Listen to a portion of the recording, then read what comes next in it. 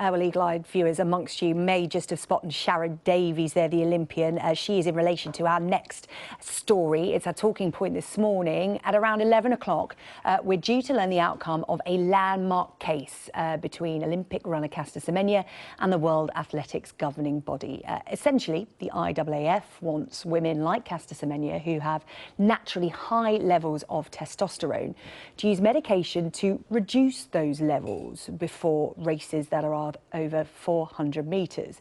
But this is much bigger than just one athlete's battle against the Sports Federation. It is a can of worms that is open, and we are exploring today. As you saw there, Olympic swimmer Sharon Davies is joining us via Skype here in the studio. We have TV presenter India Willoughby. Good morning to you both, ladies. Our sports presenter Jackie is here as well. Because, Jackie, before we start, let's just set the scene. This has been a whole year of bitter rows, and the conclusion is today. Give us the context. Yeah, well, the context is it's been going on for way more than 1 year. It's been going on for the whole of Caster Semenya's athletic life. And she burst onto the scene as sort of an unknown 18-year-old and just took this race, this 800 metres race, by storm. And she is pretty much unbeatable over this distance. She's like a 3-time world champion. She's a 2-time Olympic champion. What's wrong with that? Well, the argument is she has 3 times the amount of testosterone that an ordinary woman would produce.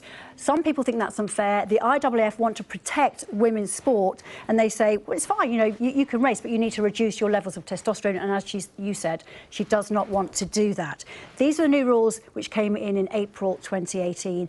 That is what she is protesting against, and she is trying to win her case. If she wins, this is not finished, because, you know, what do the IAAF do then? OK. Let's go to Sharon. Sharon, Caster Semenya's defence is her higher levels of testosterone are, yes, a genetic advantage, but they're no different to any kind of other genetic differences that give athletes an advantage.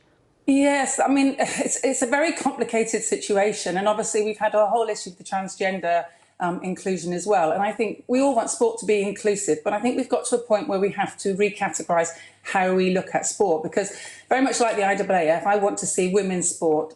Women that are born female, that are XX and don't have the benefit of a Y chromosome and male puberty. And unfortunately with Caster, that's what she benefits from, which means that it's not a level playing field. So maybe that's what this all, you know, will end up with. We will end up having to recategorise how we race, and maybe it will be a sex-based race where you are XX and an open category for everybody else. So it's a level playing field for females, because otherwise females just will not be able to compete. India, what's your view on this? It's become a very thorny issue. Caster is saying she was born a woman. She has grown up as a woman. She just has these high levels of testosterone. She shouldn't be singled out. I mean, she may be into a situation today, depending on the verdict, that she may have to either take medication or race against men. Absolutely. And the starting point on this argument is that Caster Semenya is not transgender. So to confuse the two... And a lot of people do. And they do. I'm disappointed. I've got a lot of sympathy with some of Sharon's arguments regarding transgender people in sport. But to actually try and wrap Caster around this, it's really unfortunate. I'm a little bit disappointed in that.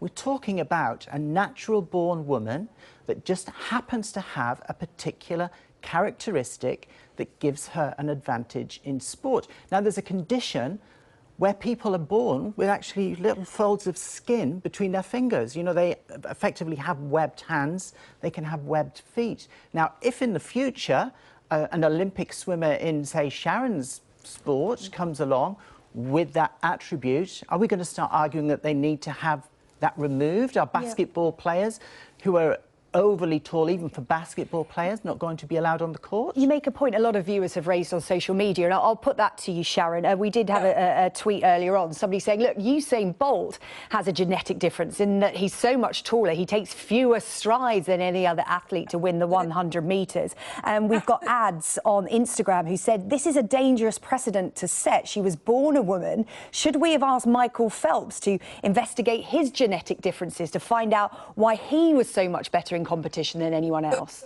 But we're not asking anyone to investigate their genetic differences. We're actually asking people to have a chromosome test which says that you are either XY or XX, and 99.9% of this world fits into those two categories. We're confusing the transgender argument with Semenya here. Semenya has been put through a humiliating process, as has been touched on by Jackie, since she entered sport, where she's had to undergo gender testing. That's cleared. She's categorically, it's not humiliating, factually, though, is it? Why is it humiliating to have a swab in here? You're I had a confusing. gender test in 1976 at the Olympic Games, and it took 3 seconds to take a swab from the inside of my mouth. There is nothing humiliating about a gender test nowadays. Why are you asking Castor to undergo another one? She's undergone one. Because if Castor is XY, she has the benefits of male puberty, and she's racing against women that are XX that do not have those benefits. We're getting two subjects. There's a level playing field for women in sports. India, is that the problem, that perhaps there is this wider perception? I was looking at some online articles. I mean, I must admit, some of the social media we've had in relation to this has been pretty. It's very heated, and it can get very unpleasant. Yes. Is the problem that, not that she is intersex, as it's been termed, it's that her femininity doesn't look like most people expect it to, because we've had a lot of people going, well, just look at her, she doesn't look like a woman. Exactly, that is the problem. I mean, I'm just thinking off the top of my head here, obviously you've got the Williams sisters, who are categorically not transgender, but their physical form, compared to the average tennis player, looks abnormal, but there's no controversy there. That it's an interest. I don't think people are actually questioning what she looks like. It's the fact that she produces 3 times as much testosterone as. But the science is very much split on this, and this is the issue, Sharon. The science hasn't got its act together and got one view. I mean, there was scientific evidence published in the British Medical Journal that said it's talent, not testosterone, that gives her this incredible athletic prowess. There is no direct link between testosterone and improved performance. But then you'll have another group of scientists saying, well, that's what separates men and women in sport. So the science isn't together on this, which is the difficult part. Absolutely. I mean, if you think about what's on the banned list, testosterone is right up there at the very top of it. So we know that we have levels of testosterone that have been checked on the ban list for years and years and years, because we know that it will give strength and speed. All of the men's world records are between 8 and 10%, in fact 12% faster than the women's. Why is that if it's not down to male strength? Do you class Castor as a man? There's a straight question. Is Castor a man in your eyes? Has Castor XY? No, you don't know. She's not. She's been through a gender test. So that is the question that we're not getting answered, India, and that is what I would like to get answered. A straight answer there. You're talking about men in sport when this topic is about Castor. I'm asking if Castor is XY, if she's biologically and chromosomally a male. Okay.